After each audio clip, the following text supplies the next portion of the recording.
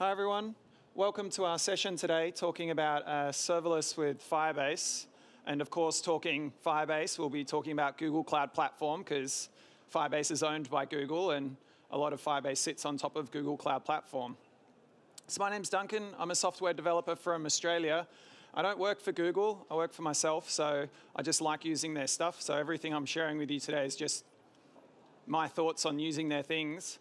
And I spend about half my time traveling around teaching people Angular and writing Pluralsight courses, but the other half of my time for the last 6 months, I've been writing an application using Firebase and Angular. So that's what we're going to be talking about today. But before the last 6 months, for the last 3 years before that, I pretty much was working as a consultant for a shop in Australia, a .NET shop, and writing code for customers a lot of the time. But before I started working for them, 3 years before I started working for them, I wrote a piece of software for nutritionists to be able to make these boring PDF reports that no one was interested in making to be able to, get this analytical report. And I made it in web forms, in .NET web forms. It's now totally out of date and really everyone hates it. I get a lot of complaining emails. But the one positive thing about it is I have 1,000 paying customers and I've done nothing but just let it sit on AWS for the last 3 years. We've done no updates, we've done nothing but just let it sit there. And it's not quite enough money for me to quit my job, or I did, but not quite enough money to have a living out of what's there, but it's enough to get me excited to do more. So I bought out my business partner in it, and now I'm in a position where I've got control of it and I want to rewrite it. So I've been looking for what I'm going to rewrite it in. About a year ago, kind of similar sort of time in kind of purchasing it back, I was writing a course for Pluralsight using AngularFire and Firebase, and AngularFire is the library for using Firebase with Angular. And I was kind of really excited and deep dived into Firebase and wrote a couple of small kind of apps for work, but nothing too big. And I really enjoyed, I loved the hosting and the authentication, but the database just scared me and I thought it sucked. And the querying was really weak. This is the old database. And there was no serverless environment, there was no functions. So if I wanted to use it for anything real, I would have had to have stood up my own servers. And even though I was excited about it, I was kind of put off and I was like, I'm not so excited to go further with Firebase. But this was about a year ago. And then Firebase, releasing stuff a lot at the moment. And they brought out Cloud Functions for Firebase. And I started to get a little bit more interesting because now I'm in a position where maybe I can do serverless with Firebase. And then they brought out a new database, the Cloud Firestore versus their old real-time one. And I got a lot more excited because it had a bit of a much better structure for dealing with no schema database structure. And it was better at scaling, and the querying syntax was a whole lot better. So I got a whole lot more interested in whether or not I would want to actually use this technology for real. And in rewriting the app, I had a bit of a wish list. I really wanted to not spend much time dealing with auth or search, and I just wanted to pay for services to do it. I was going to give myself about 100 grand, about 6 months to rewrite it. And that's I just didn't want to mess around with lots of bits.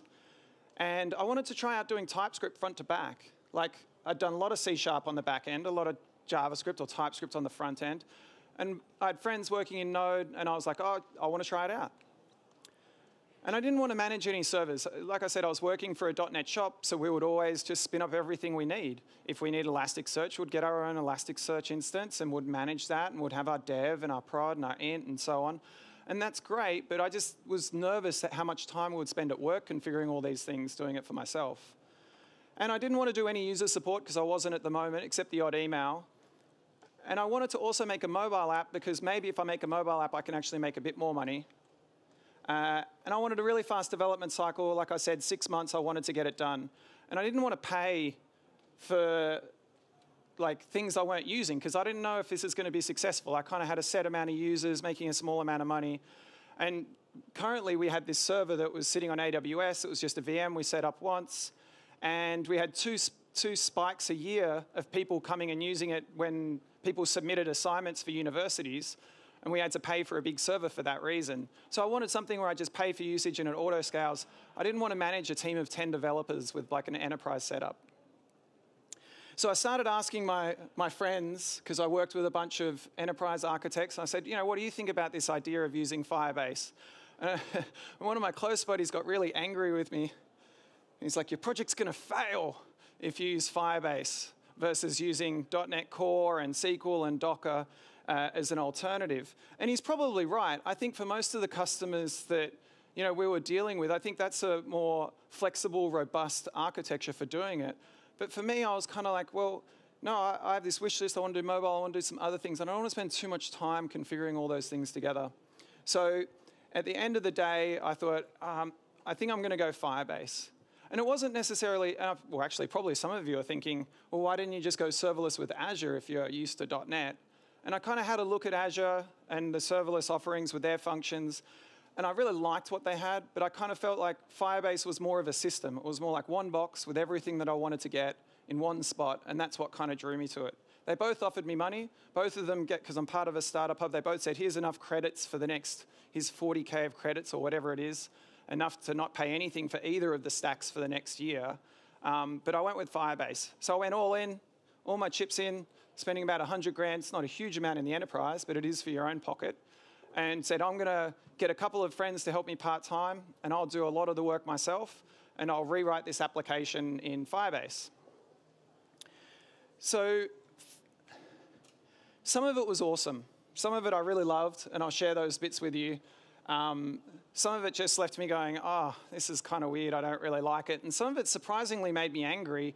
I don't really get angry programming. Like, you can leave me with Excel and Access for like 2 weeks and I'll still be smiling. But some of the bits of Firebase actually left me a bit just frustrating and difficult. But in general, I'm really happy with it. And I'm looking forward to moving forward with this. We're probably about a month off shipping this into production for our customers and turning off the old system. And then hopefully we'll get enough money to go forward.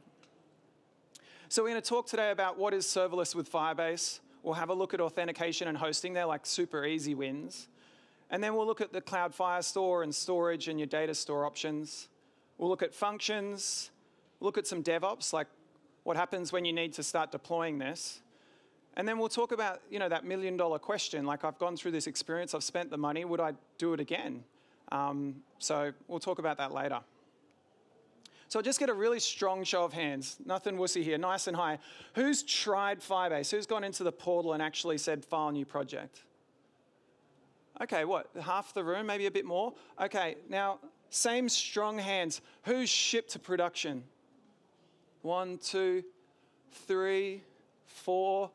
Awesome. So we're at 4 people out of a room at one of the biggest conferences, around who have shipped to production, which is, I'm really excited to see because I think it's great. So that's really cool. We've got 4 people, but why not more?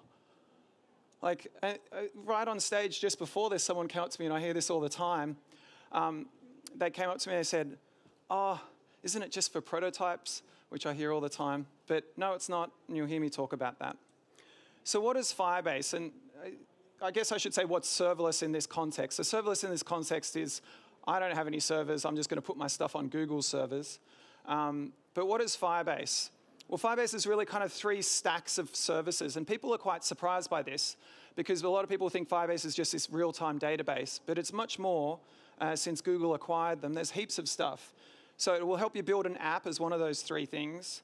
And there's hosting, and there's authentication, there's Cloud Firestore for the database, there's storage, there's functions, there's a new ML kit that came out only in the last month for doing machine learning, and then there's the old database which you can still use if you want. Then there's a whole bunch of stuff for helping you do quality control, analytics, and there's a whole nother huge bunch of services that you can get once you've actually shipped your app to production to be able to do things around predictions and A/B testing and so forth. What I find really interesting about this is all of these ones are only available via mobile. So you can only get them for iOS and Android. And if you go to the homepage for Firebase, it will say this on the front. So Firebase helps mobile app teams succeed. So, they've got a huge push. It's a real sweet spot for Firebase. I think that's one of the decisions around choosing to use Firebase is there's this huge win if you're actually making something mobile app for this. But today I just want to talk about these bits. These are the bits we've been using for the last 6 months. We're on the ground trying to actually get this first rewrite done. We're not leveraging all the other bits yet, but we're heavily using these in small team, small scenario, and that's what we'll talk about. So again, like I said, everyone I keep hearing, I go to user groups, we go, it's just for proof of concepts, yeah, and someone on the stage here. And some of these stats I find quite interesting. I'll share with you. This was from someone's slide deck at Google I/O. So there's currently 1.2 million active apps every month using Firebase. And their authentication system, every day, there's 80 million new registrations of users through that authentication system. So it's growing. It's no longer this previous thing that we saw before, which was just the database. And I really believe, like, after using it, that they're not toys. Like, people go, oh yeah, but they're not for scale and stuff. I'm like, well, it's nothing I've seen. Like, everything I've seen is actually, they're quite powerful and they're quite good. So I don't know if it's necessarily a question of if they can anymore. Things have changed. So how does it work? Like, what's the difference between Firebase and a normal sort of environment you'd set up? So this is what you would normally do. This is not how Firebase would work. If I had clients like a browser and a mobile phone, then I would make a HTTP request out to my servers. They would talk with the database. Database would come back with some results, and I'd pass that back down to my clients.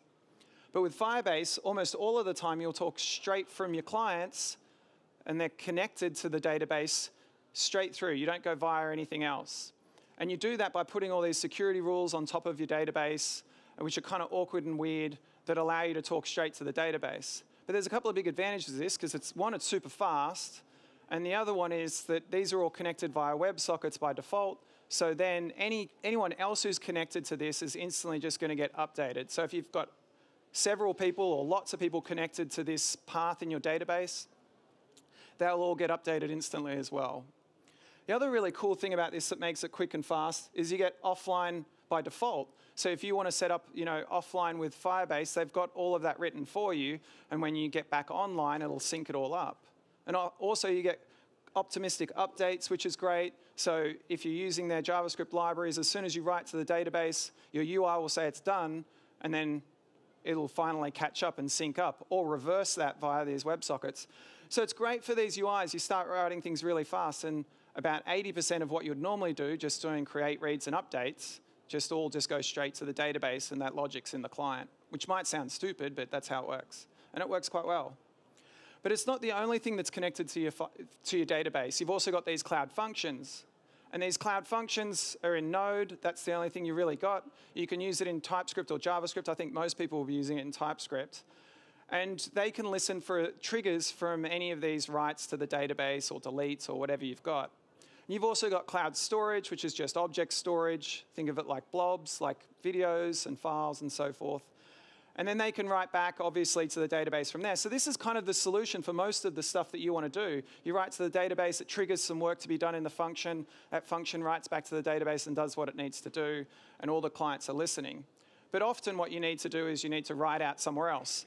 So it's very easy to just, anything you can npm install, you can get in these functions. So you can npm install for us. We're using Algolia for search. We're using Stripe for payments. Then we can just communicate out with those. But really, anything you can npm install or anything that you're able to HTTP to, then you can use that in these functions. So they're pretty open. You can do a lot with them. It's hard to say you can't do much. It's very much just like having an API, but they're not going to live for very long. But a lot of the time, you'll just actually talk straight from your client. You'll do a normal HTTP request as well. So you've got options here to do all of these things all of the time, and it works quite good. So what's it look like to go do this? Well, you go onto their website. You need to have a Gmail account or a G Suite account. It's Google. And then you can click on that button and say, make me a new project. I'm going to call this one NDC Oslo. Choose the region. You've got to remember, this is one of the benefits of serverless. I can have this big architecture behind it because it's Google. Choose the region, make it, and I'm done. And it's about that quick to spin it up. And you can see on the side, you've got lots of options. It's not just a database. You could develop, stability, analytics, growing. But I'm really just interested in these ones, growing and developing application. So to see how quick it is to get started, which is cute, but we don't want cute anymore from Firebase. We want stuff to do real work. I can click on the database here, and I've got a choice. I'll choose the new database versus the old one. And we'll say, do you want to lock it down by default? And I'll say yes. And you can see here one of the examples of the rules we'll talk more about, saying, you're allowed to read or write, and then a predicate on the right, or a expression that needs to resolve here. And it's just hard-coded to false, so no one can use it really yet. Spin it up, and you're done. One of the things to notice here at the top is this is in beta. So this is in beta. The functions, even though they've just gone V1, are also marked as beta. So a bunch of this stuff's still super early, but Firebase kind of feels like Christmas almost every week in a way, because they're so actively, making new things that there's all these new tools and features all the time. But that's something to consider, that this stuff is still in beta, and we've had to roll through some of those changes around the functions and update those as we go, but it hasn't been too bad. So this database is a NoSQL document database, yeah? So basically you have collections and you've got documents. So I can go make a collection, food collection, and then I could have documents. So I'll make a collection here, and I can say, okay, I want to put a document in there. I'm not going to give it an ID, I'll let it auto-generate. I'll give it a field, name, and then the value will be an apple. And then here we go, I have my collection in here. I have the auto-generated ID, kind of looks like a GUID, and then I have my document. And if I want to use this, I can choose iOS, Android, or web, and I can click on this and it shows me, okay, here you go, here's how you get started, stick this script in the browser, and then here's all your keys underneath. But most of us won't probably do it this way. We'll probably use some library. So there's a whole bunch of supported libraries. You got AngularFire, PolymerFire, Flutterfire, which is kind of interesting, and as being a new thing from Google for doing mobile apps. So there's a whole bunch of kind of supported libraries for using it as well. So let's talk about some of the easy wins for us when we used it. Some of the, straight off the bat, two big, huge, easy wins, which were no-brainers, was authentication and hosting. And that was just super simple. We were up and running with authentication and hosting in a couple of days. So the hosting in particular is super awesome. I didn't want to spend time going and managing all this sort of stuff. And it sits on Google Cloud. So this is a global content delivery network. You pass it static assets, JavaScript, HTML, and CSS, and stick it on there, and it's going to be globally distributed across the world for you, and it's super cheap, and they organize all your HTTPS and everything. So you come in and say, I want to do hosting. You can then get this little line here, and you can npm install in on your environment the tools to be able to, by the command line, do everything you need to do, functions and all that sort of stuff. And then I can install that, and then I'm ready to go. So then there's only 3 things here that it says I need to do. I need to log in, and then I need to initiate a project, and then just run one command to deploy this. Same as if I'm on CI or CD. So I can go Firebase login, takes me over to the browser. Got to choose a Gmail account. This doesn't look like a Gmail account. It's a G Suite account, but it is. Choose it. I haven't really got many options here to say, no, I don't agree, but agree. And then I'm logged in. And then in the command line here, I've got access to do things. So I can initiate a project, and it will say, what do you want to do in this project? Do you want to set up rules for these different databases or storage? Do you want to initiate, do you want to start making functions? Or do you want to do the hosting? So in our case, we want to do the hosting. Choose the project. I want to choose my NDC Oslo project. It's the only project I have in this example, but you'll probably end up with a lot of projects. And then I'm done. I'm not quite done yet.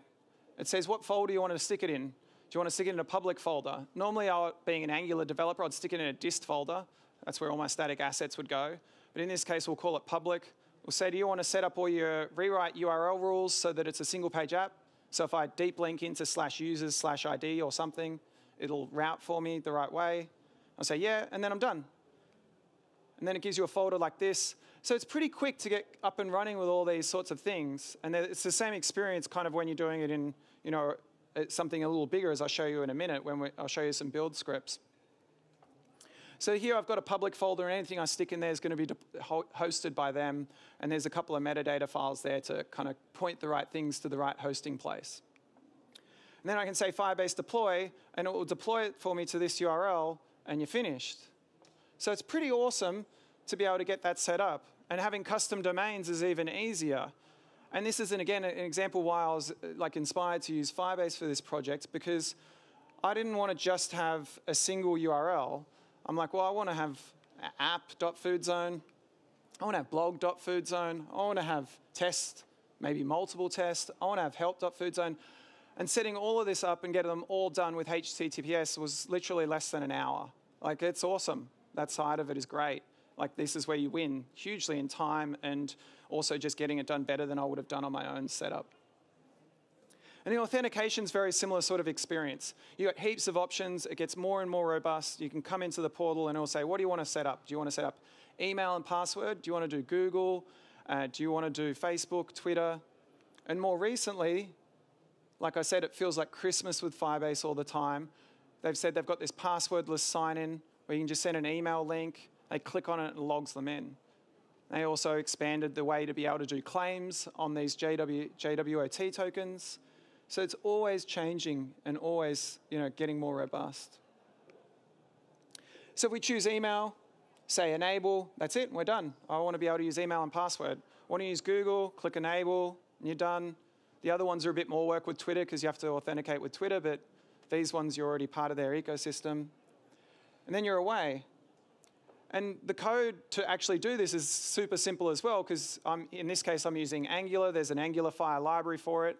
I can just inject Angular in the constructor here to have access to it. I'm kind of abbreviating what it's doing, but you can get the idea here. So I can say auth.signin with pop-up, and then when I call this function, it's going to pop open a modal in the window, and then I can sign in. So it just saves me so much time having to do all of these steps with the authentication. And also, I'm probably not going to do it nearly as well, am I? Same, just log out, use the library auth.signout, and I'm done.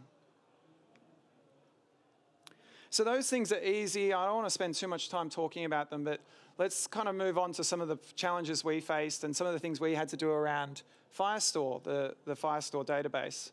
So there's two of them. There's the new one, Cloud Firestore, and the old one, the real-time database.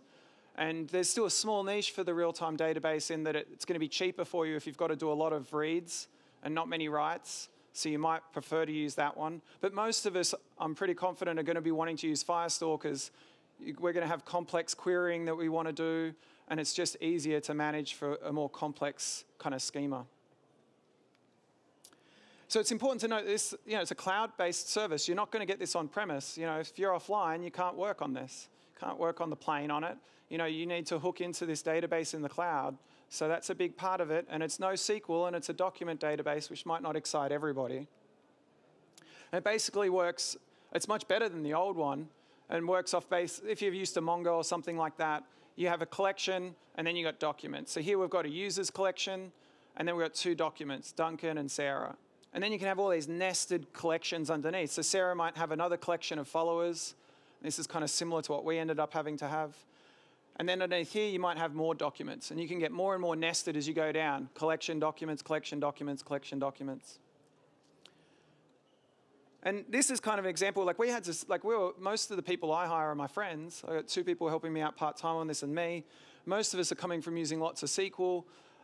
So for us, it was kind of a change to think in a way of thinking in a NoSQL way. And this is kind of some of the scratch padding we did to try and get into this kind of mindset of thinking collection documents.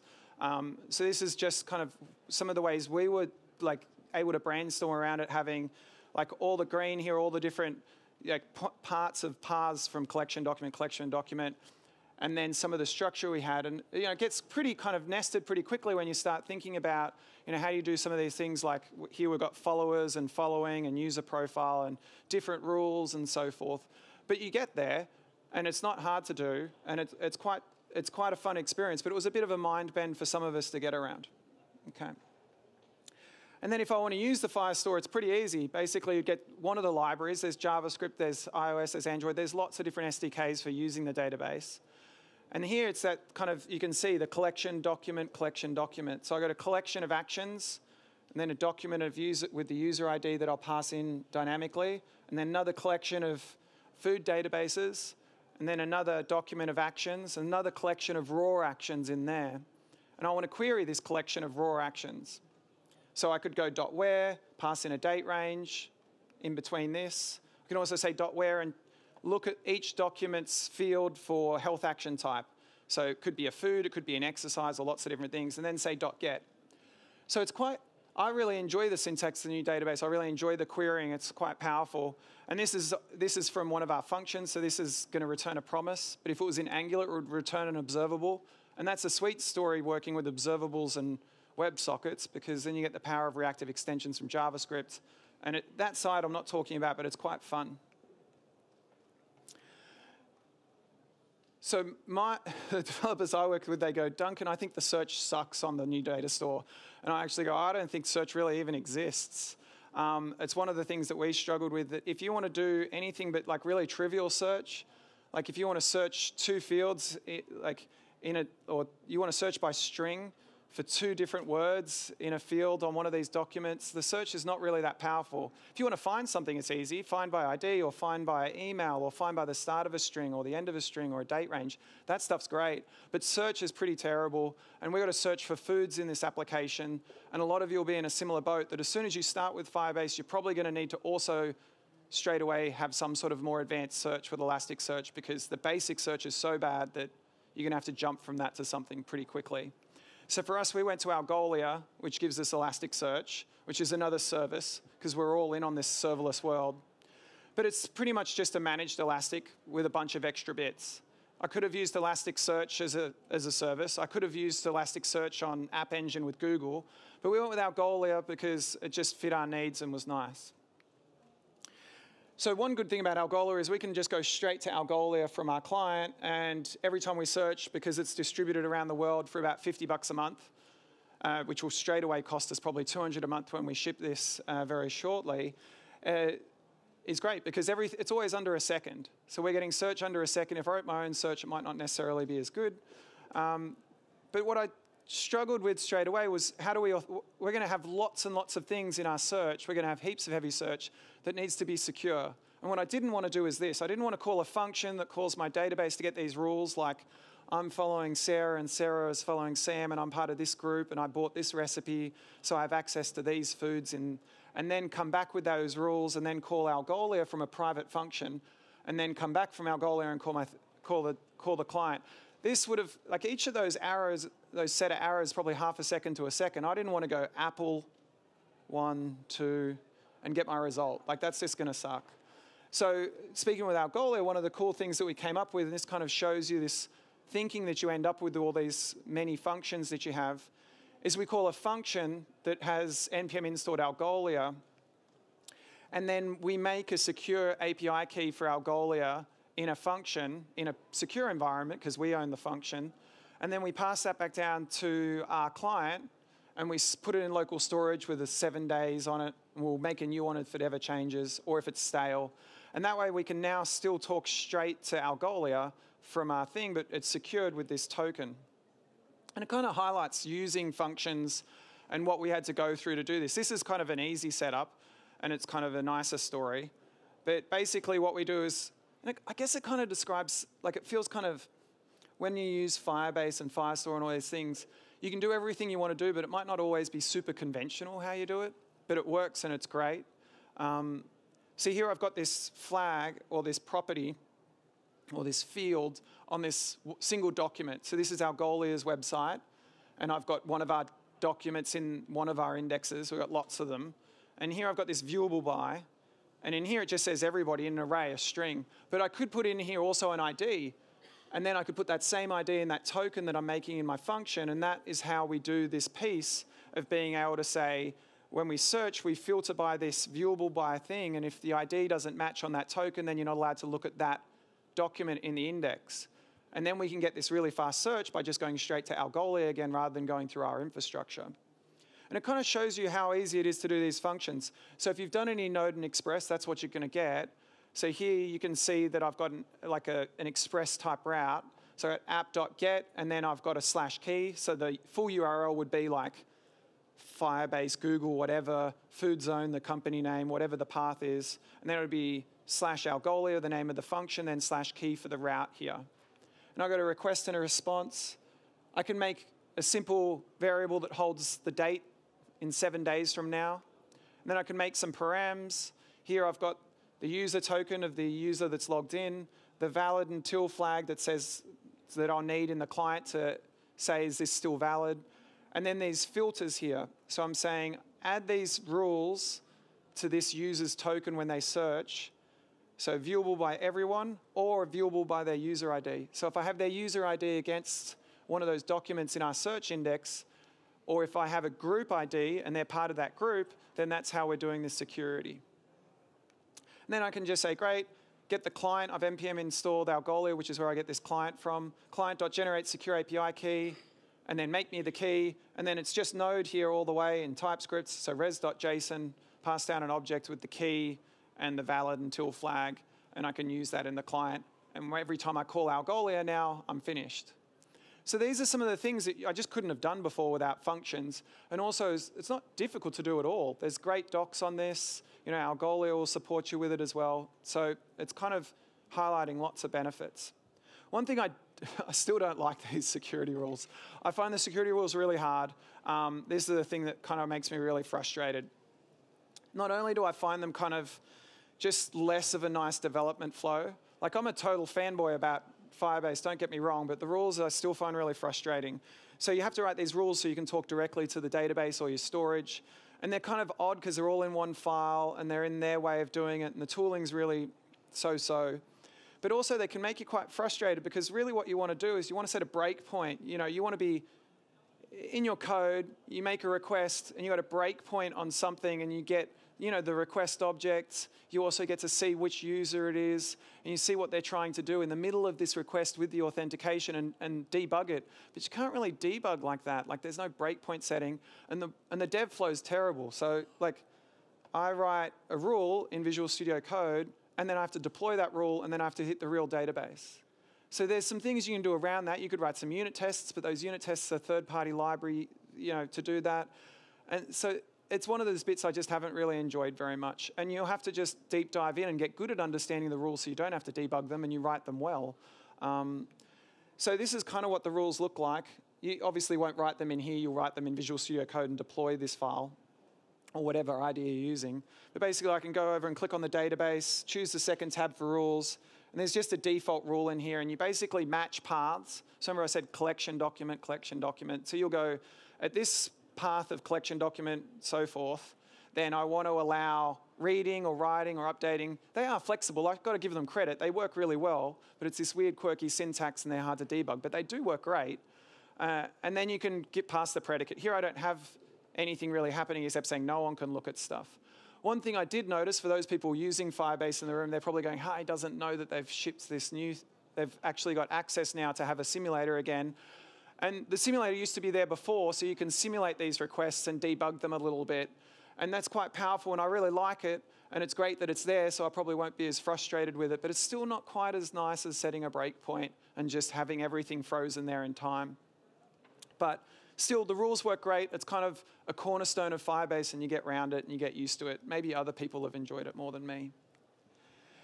Other thing I found tricky about the rules is this is in Visual Studio Code. There's some of our rules. There's an extension that you can get that gives me this funny colors everywhere, which makes it much easier to read your rules. But there's no auto formatting tools. There's no code completion. I have to make sure I tab and space correctly to make it this neat. I'm too lazy for that. I expect a tool that just formats everything. But still, at least there's some extensions to help out. So that's kind of the story around, there's so many stories I could share around the database, but in general, I find it really good to use. And I don't have too many problems with it, especially once you get around the main issue with the search. And the functions, though, as much as I complain about the rules, I love the functions. They're just a pleasure. They're just amazing to use. So these cloud functions run in Node, like I said, with TypeScript. And to get them started, you can just come in, similar experience. You click in here, you say functions, and it will say, well, you need to deploy some first. We've already got the Firebase tools installed in our terminal. I'm already logged in. So I can just say Firebase init functions in the folder, and it's going to go scaffold this all out for me. And it's going to say, hey, do you want to use JavaScript or TypeScript? And I'm like, hell yeah, this is good. I don't have to deal with Webpack and getting all this working with TypeScript. TypeScript's like the first class thing that you're going to choose. So I write all of these functions in TypeScript. It just feels natural, and it's great. It's going to say, do you want to have TS-lint? And I'm like, well, if I'm all in with TypeScript, I want to lint my TypeScript, so yes. And then it's going to say, do you want to install all of your dependencies, which there won't be many yet with NPM because we'll just have the basic setup. But I'll say yes. That'll go ahead and install all of these for us, and we're done. That just gives us the basic architecture, but it's kind of, they're not complex, so you don't need much more than basic architecture, but we did extend it a little bit. I'll show you it in a second. So here's the functions folder. You can see it was added to our Hello World thing we had before, and we've got our node modules and a source folder, our package.json, and some TypeScript config. And if you open up the package.json, it comes with all the commands that you'll need, to be able to lint, even deploy, and some, to do some emulating locally and run it locally and build and so forth. It's quite good. I haven't really done anything to the build script to deploy these in terms of the TypeScript side of things. We just use what's there. But when you open up the source folder, you get a single index.ts file, and it comes with this, just the world's simplest function you can imagine. So this is a HTTPS function. We've found most of the functions we write are not HTTPS functions. Most of the functions we have triggered from some sort of event in our database or our storage. So someone writes to the real-time or to our database, and that will trigger a function. But we write a bunch of HTTPS one as well. So here it looks like Node and Express a little bit. It's kind of slightly different. So got a request and a response object, and you're just responding straight away with a string. But this kind of file here, you can put more functions in it, and you can have other files for functions. But we found this was kind of, we were looking for something. We're like, what happens when we've got 100 functions? We want to have them in different folders, and we've got a few people working on this. What are we going to do for our folder naming and structure and so forth? There's not so many people talking about it, but we did find a blog that we really liked, and there was a GitHub discussion on this, and we were like, yep, we need to get started. This seems like a good solution for us. We're going to follow this, this conversation here, this pattern of figuring out a way of being able to have, folders for groups of functions and a strategy for naming our functions, and it's worked quite well for us. So basically what we do, this is flipping into our real app now. You can see we've got a functions folder here, and we have several folders, if I zoom in, for different types of functions. We've got auth functions. We've got DB functions, so they're the ones that are triggered, like from a write or a read or a write or a delete or something like that. And then we've got some HTTPS functions in here. And first thing that happens when you do this folder structure is we're going to be able to name things based off the file path in this folder structure. And when we deploy this, and we actually deploy the functions, it's going to make us functions named after this folder structure. So it's easier to find, but it's also easier to debug these functions because we know things are HTTPS functions or database-related functions.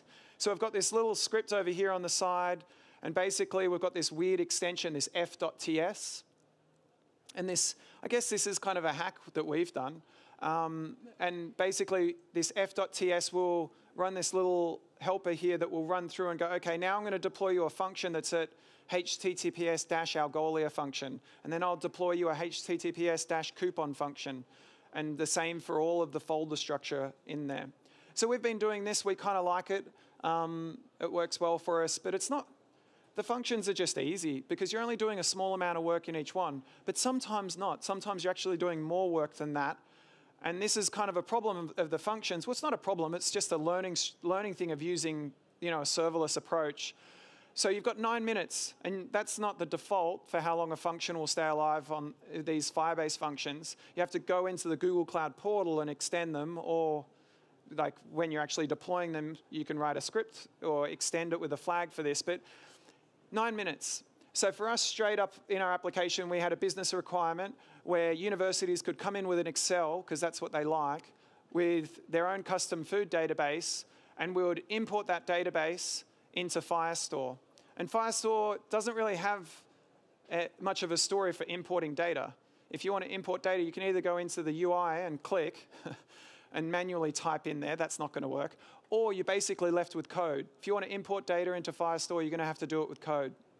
And I'm sure this is going to get fixed and it will be amazing, and there'll be a whole bunch of tools for it. But right now, this is what we've had to get around. So 9 minutes isn't long enough for us to be able to do the job that we want to do. What we want to do is we want to take an Excel spreadsheet, and it might have 20,000 rows in it, and then we want to turn that into JSON in the right shape of the food items we want and put it in Firestore. So one of the first problems we hit is that we can't actually write huge batches into Firestore straight away. It's not a problem, it's just how the database works. So you can't just write one batch of requests and say, save this huge amount of JSON. You have to send it in batches, wait for the batch to be saved, then do the next batch. Not such a problem, so we're like, we're going to try and be serverless. Let's try and figure this out in a serverless way. So what we did is we wrote like a little queuing system using, saving records into documents into the database with fields that will say when things are done and not done. And it wasn't too bad, But it kind of probably took a week or 2 weeks of deep diving in. And for us, it was our first like real deep dive into using functions and like making lots of calls in and out and coordinating between several functions. So it was worth the time because we kind of finished it feeling much more confident in using all these tools. But here you can see I've got like three documents for each batch of JSON that I want to save. So I've parsed the Excel and I've made a record, a document, which is basically just metadata to point to a blobs, or not blob storage, but the Firebase cloud storage to where I save this chunk of JSON, this batch that I further need to process before I save. And then I just read through and pick up this JSON from the storage. And then I have a bunch of functions that do all these steps. And then I write and read this kind of little queuing system. And I finished it all, and I thought I was smart, and I'm probably not, and it wasn't really that great an idea in the end. And it's kind of difficult to manage this sort of coordinating these queuing things. But anyway, it was working. I felt quite good about it all. And then one of our customers came to us and gave us like a huge spreadsheet, and it took 15 minutes to parse before we even got out of the function, and we're like, this was not going to work. And we're like, we can add another batch and batch it further, and I can write more buggy code and extend it that extra bit further and write more functions. And at this point, I just gave up. And I'm like, I'm just going to stand up a server. I'm not going to have serverless throughout the board. I'm just going to go get myself an app engine, put Node on it. I can run it for longer. It's going to be much easier for me to be able to debug this process because we're quite a heavy formatting process to go through and make this JSON. We don't just take a flat Excel file and turn it into JSON. We have to do heaps of processing for the shape and the relationship with all the nutrients. So for us, we just were like, well, it's not such a big deal. It's only for some of our customers. It's not going to be expensive. We're going to do this. So we weren't serverless all the way, and that was some of the challenges we hit trying to use functions for everything. So let's talk about deployment and DevOps. I don't see too many people talking about this. It's pretty trivial. Like people say Firebase is just like hello world stuff and proof of concepts, but no, it works just like everything else. It's quite robust and quite serious. So we're using Circle CI for our CI/CD, but you could use whatever you want. VS, TS, Travis, GitLabs, they're all quite good. But this is what we've done. So I'll show you our YAML file. So this is a file we check in with our source code, and then Circle CI has the rights to know when we check in code or a branch, and we'll build our app. So we've got other build scripts that we do for testing and deploying a test environment. But this is our prod environment deployment scripts. So it's a YAML file. At the top, we choose an image. So I'm choosing a Docker image, and it's going to be my build agent to build my application. Because you got to remember, I'm not just deploying functions here. I've got to deploy my Angular app. And I've kind of cut this down a little bit because we actually deploy several apps at once because we've got a mono repo. But still, I choose a version of Node. I say, give me Node version 9, which is kind of interesting because we haven't yet jumped from the functions went to version, jumped to version. And we just had this set to latest before, which would give us Node 10, and we can't quite work in Node 10 yet, so we're pinning it to 9. But that's not a problem, but just pointing it out. We check out our code, and then we're going to run a bunch of scripts here. So these first ones, we're just installing all our dependencies that we need to be able to build our Angular app and deploy our functions. So I install all the NPM packages I need on the root for the Angular app, and then I install all the global packages. So I need to install Angular CLI, and I also need to install the Firebase tools. And then I CD into our functions folder, and then I npm install all of the packages I need for our functions. So it's not too hard. And then I want to build my Angular app. Won't go into that detail about that, but basically I build all the static assets into a dist folder. The file's too long to show you on one screen, so imagine I just scrolled down. And then next I want to deploy that to Firebase hosting. So it feels just like before. You go Firebase deploy, a couple of extra flags. So I CD into the folder which has all the metadata that knows about how to run this command. And then I pass in a project flag to point to the right project, because you'll end up with lots of projects. We've got, each dev has a project, and then we've got multiple tests and prod and other things. And we've got different versions of stuff. So we've got an alias for prod here. It's not just called prod, but we've got an alias in our config. And then we get this token, this Firebase _deploy token. So it's just an environment variable we set up in Circle CI so we don't check in all of our keys, obviously, into source control. So we've checked that in, we've put that into our Circle CI. And you need that because you saw me before, I logged in manually by saying Firebase login in the terminal. So you need a way to log into this new environment that we're spinning up in this container. So the way you get around that is you pass in this Firebase token, you have to go to the portal and get it, but it's not hard. And then down here, you can see that my functions have heaps of keys because our functions need to be able to talk with all these other services. Well, not heaps, but a few. So we've got Algolia, Gmail, Stripe, some cron keys and some other keys. So we punch all those keys in onto Firebase by running this command here, functions config set, and then we set all these keys onto our functions. And then underneath here, I need to deploy them, so I cd into the functions folder, and I just run Firebase deploy. So it's a pretty simple, sweet story. It's pretty nice. We haven't really hit any problems with deploying all of our stuff. The problems are just the ones we create and choosing how many test environments we have and how ambitious we want to be pushing to test and prod early. So I want to finish up talking just about what's the experience like onboarding somebody, because I don't have a huge team. There's me and 2 other people, but still, I've got to have an environment that supports other developers, and they need their own environment to work with. And whenever I get a developer to come help me, they don't know Firebase. No one knows Firebase, that well. I rarely meet people who are doing it in production. I hear lots of stories, and there's lots of people doing it, but not too many yet. So I have to train them every time I get someone to help out. And I want it to be like this. I don't want it to be like this and be angry. If I just dropped someone with it and said configure it off a document, you'd probably go crazy because you've got to join a bunch of dots. But when you've done it, it's pretty easy. So to make sure they're like this, it takes about 4 hours. For us, our flow is basically I sit down with them, I walk them in, I set them up with GitHub. We open an issue in GitHub for them to set up an environment. And then I sit with them. It takes about 4 hours. We need to go to the UI for Firebase, make them a test project, get all their keys for their test functions, and then we need to do some other bits, make them a test index in Algolia. We need to show them where the functions work, how to deploy manually, because we don't have this nice, for the developers, I'm too cheap to give them too much tooling because I have to pay for them. So they manage all of that themselves, and they should know how to do it easily because they're working with it. So they have all of that set up, and when they want to change any functions or deploy things, they just manually do it from their machines. But as soon as we go to test, then it's all automated. So that's what we do. It takes about 4 hours. I'm pretty okay with that. But I can't just run some script in a Docker file that just spins up a whole environment and makes everything for them. There is a bit of work. I reckon it probably takes us at the moment, when you know what you're doing from a cold start with all of those little bits, a couple of hours. But when you're onboarding someone, it takes another couple of hours to tell them why. So that's kind of been our story of using it so far, and we're very close to shipping this to not just our test users, but out into the world and turning off our other system.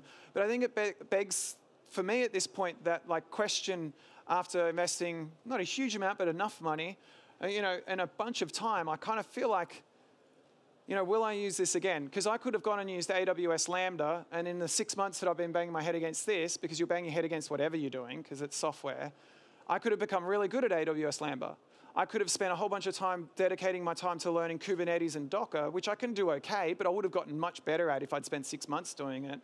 And would I do this again with Firebase? And I think the answer is yes, but not all the time. I think there's a sweet spot for Firebase for me, and that's kind of where we sit with our app. We're making something that's from here on is going to be mostly mobile. We're selling something to people in the general public. We're not a huge behind a firewall system. And that, I think, is the sweet spot. So mobile, taking money from people and trying to need to have business value in a SaaS sense. And that, for me, is where I would use it again.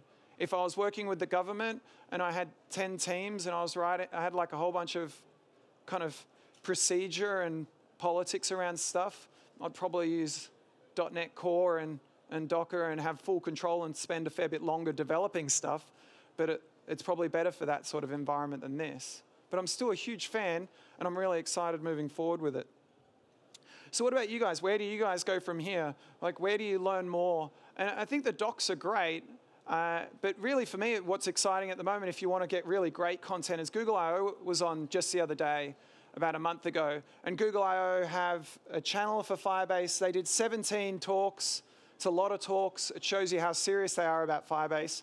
And each talk goes into detail about different things. It's pretty awesome, and all the talks point you to more info. So if If you have a look at the docs and you go watch these videos, it's probably a great place to start doing a bit more of a deeper dive beyond and seeing what you can do with it. So in summary, we had a look at what is serverless with Firebase. We had a look at authentication and hosting and how they're the easy wins. We looked at the database and how it's kind of pretty good. We looked at functions and how they were awesome. We looked at DevOps and how it's kind of just vanilla, normal DevOps. And we had kind of look at that question, would I use it again, and what would I use it for? So if anyone wants to ask any questions, come grab me off stage after this. That's everything for today, guys. Thank you very much.